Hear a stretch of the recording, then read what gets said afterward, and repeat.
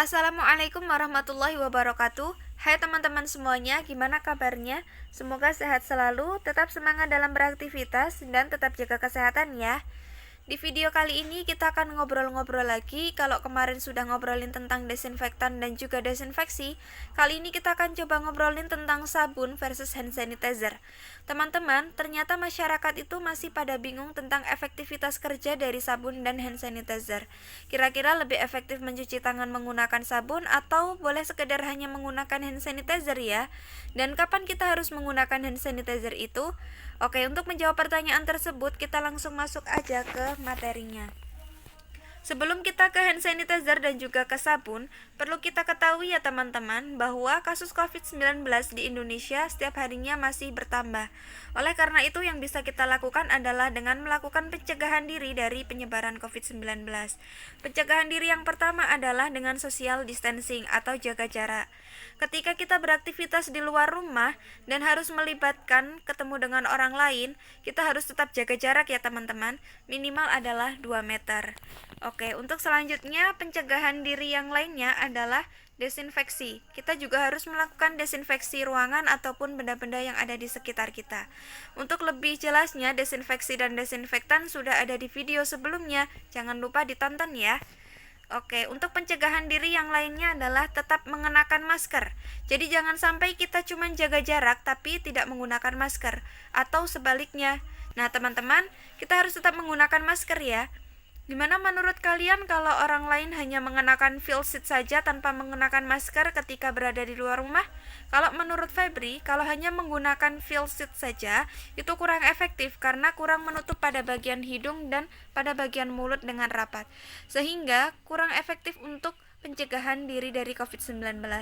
Gimana kalau kita menggunakan masker dan juga menggunakan face shield, itu lebih baik lagi. Karena kalau kita menggunakan masker, maka pada bagian hidung dan pada bagian mulutnya akan tertutup rapat, dan ditambah lagi kita menggunakan face shield, maka pada bagian wajah dan juga pada bagian mata akan terlindungi. Selanjutnya, kita jangan berjabat tangan. Untuk menyapa, kita bisa menggunakan cara-cara yang lainnya. Nah, pencegahan diri yang lainnya adalah dengan mencuci tangan. Teman-teman perlu kita ketahui bahwa tangan itu merupakan organ yang paling sering banyak interaksinya dengan benda-benda di sekitar kita, banyak interaksinya dengan aktivitas kita. Ketika kita makan, ketika mengambil barang, ketika minum, itu kan sering menggunakan tangan. Jadi kita harus memastikan apakah tangan kita itu bersih atau jangan-jangan tangan kita ada kuman, bakteri, mikroorganisme lainnya. Nah, oleh sebab itu kita harus rajin mencuci tangan sesering mungkin sebelum melakukan aktivitas dan juga sesudah melakukan aktivitas. Untuk mencuci tangan itu ada dua. Yang pertama, mencuci tangan menggunakan sabun dengan air mengalir. Yang kedua, mencuci tangan menggunakan antiseptik. Lalu apa yang disebut dengan antiseptik ya?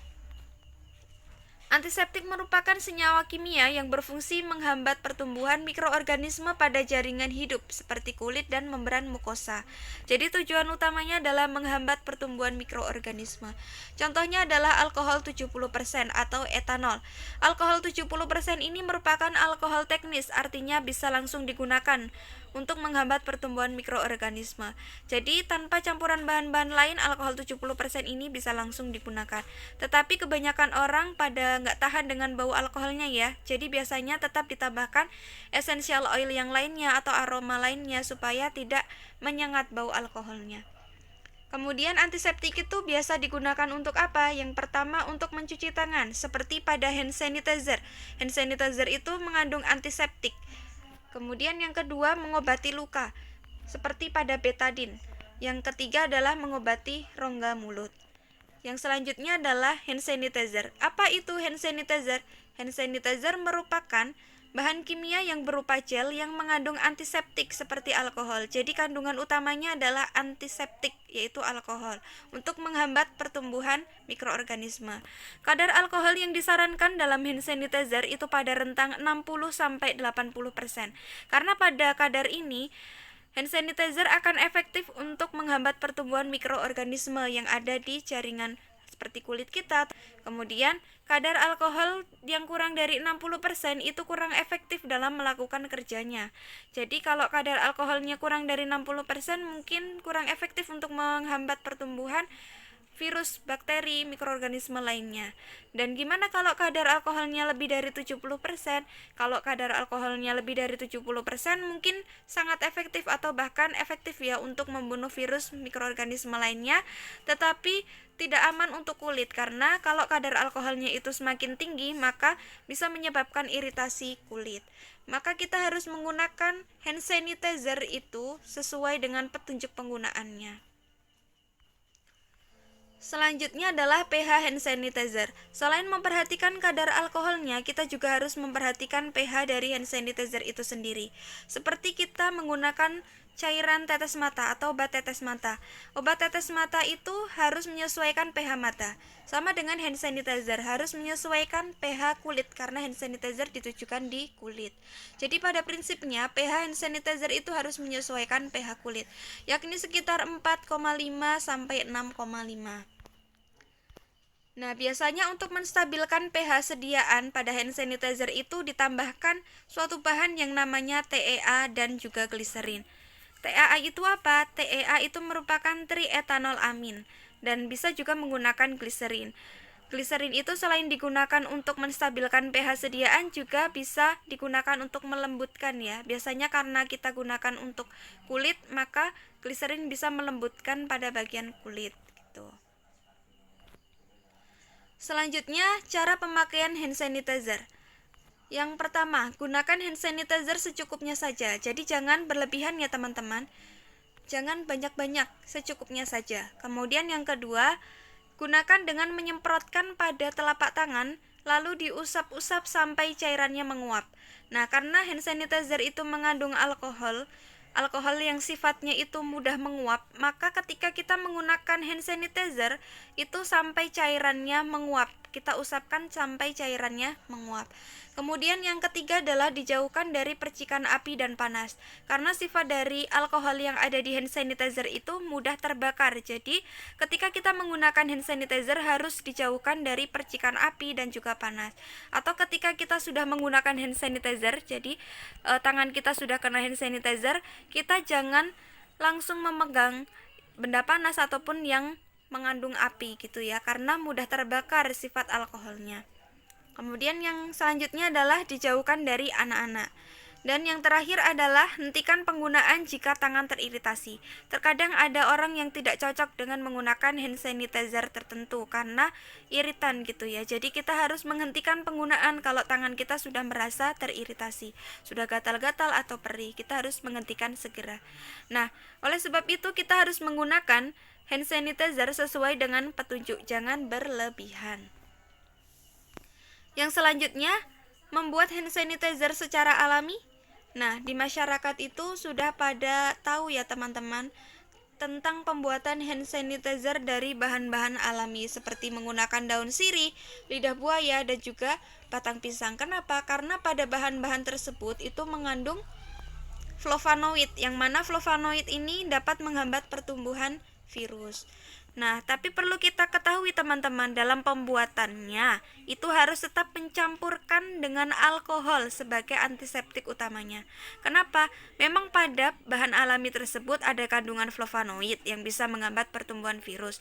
Tetapi kan kita tidak tahu ya kadar flavonoidnya itu berapa.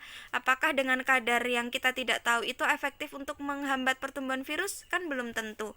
Oleh karena itu dalam membuat hand sanitizer secara alami, lebih baik tetap menggunakan alkohol sebagai campurannya, sebagai antiseptik utamanya yang udah tahu kadarnya dan udah tahu kadar efektif untuk membunuh atau menghambat pertumbuhan mikroorganismenya. Selanjutnya tentang formulasi hand sanitizer sesuai WHO. Jadi ada formulasi untuk membuat hand sanitizer yang disarankan oleh WHO.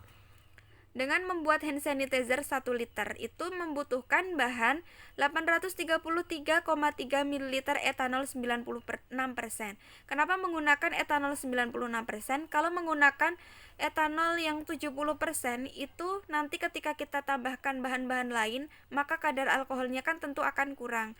Dan kalau alkoholnya itu kurang dari 60% misalnya, itu udah nggak efektif lagi. Oleh karena itu lebih baik kita menggunakan etanol yang 96%, kemudian kita encerkan dengan menambahkan bahan-bahan yang lain. Nah, selanjutnya caranya etanol 96% sebanyak 833,3 ml itu dimasukkan ke gelas beker. Kemudian kita tambahkan 41,7 ml H2O2 atau hidrogen peroksida 3%, yang itu fungsinya untuk antimikroba juga.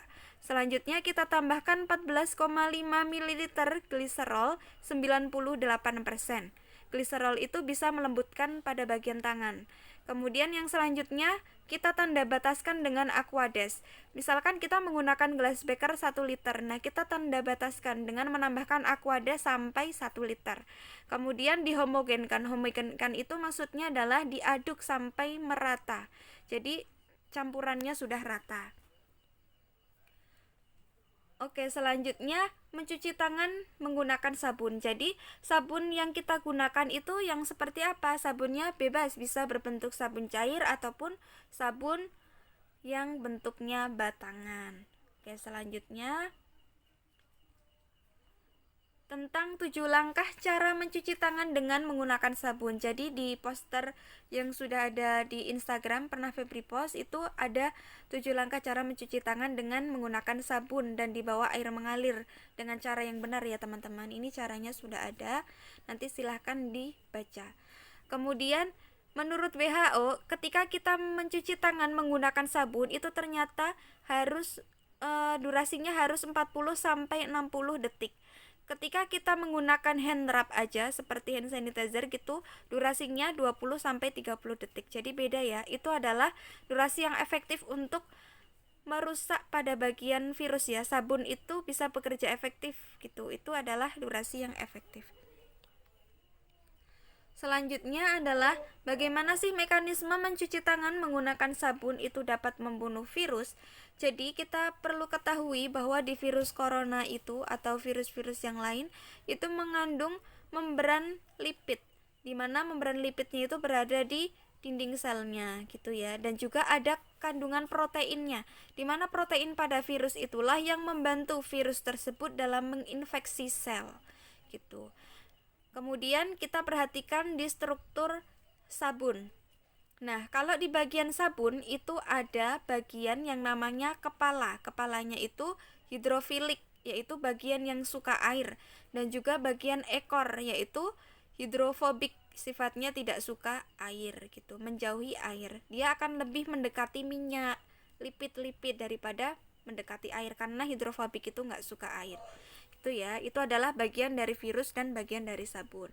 Selanjutnya, ketika kita menggunakan sabun dalam mencuci tangan, maka bagian ekor dari struktur yang ada di sabun itu akan merusak pada bagian membran lipid yang ada di virus, karena membran lipid yang ada di virus itu kan lipid ya, jadi itu akan larut gitu loh dalam sabunnya gitu.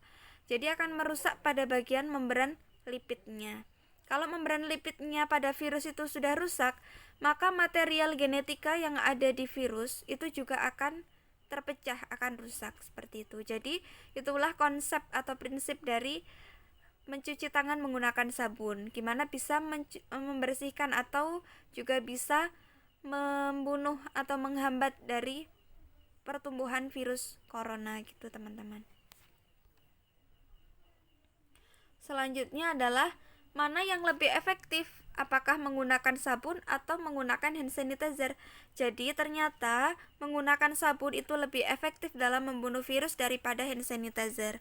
Ini adalah poster yang saya ambil dari salah satu sumber. Menggunakan sabun dan air itu dapat digunakan secara berulang kali, dan residu kumannya atau sisanya kuman itu yang menempel pada tangan itu bisa ikut terbawa air mengalir ketika kita mencuci tangan menggunakan sabun dan air mengalir ya. Jangan dicelupkan pada air saja, tapi airnya harus air mengalir. Kemudian sabun itu ramah digunakan untuk semua orang. Kandungan antiseptik pada sabun juga tidak berubah di segala kondisi, dan juga efektif dalam membersihkan tangan yang tidak tampak kotor ataupun yang kotor. Sedangkan ketika kita menggunakan hand sanitizer, walaupun kita sudah menggunakan hand sanitizer, kita harus tetap mencuci tangan teman-teman. Setelah kita menggunakan hand sanitizer 5 kali, harus mencuci tangan supaya mencegah resistensi dari antiseptiknya. Kemudian residu dari kuman yang sudah mati yang menempel di tangan itu harus dibersihkan dengan cara mencuci tangan dengan sabun. Selanjutnya, pada beberapa orang itu dapat mengiritasi kulit. Dan sifat alkohol yang mudah menguap itu jika ditempatkan di luar ruangan atau yang di suhu tinggi itu dapat mengubah konsentrasi dari alkohol itu sendiri. Kemudian hand sanitizer juga hanya efektif untuk membersihkan tangan yang tidak tampak kotor. Lalu kapan kita harus menggunakan hand sanitizer? Hand sanitizer itu akan efektif digunakan yang pertama ketika jauh dari tempat hand wash atau jauh dari tempat cuci tangan. Kemudian yang kedua, kesulitan mencari air bersih. Dan yang ketiga, ketika berpergian. Nah, mungkin itu saja materi yang bisa Febri sampaikan. Semoga bermanfaat. Nanti untuk materi desinfektan sudah ada di video sebelumnya. Silahkan kalau mau mencari tahu lebih jauh tentang desinfektan, desinfeksi, dan juga tentang hand sanitizer dan sabun. Tetap stay safe, stay healthy ya teman-teman.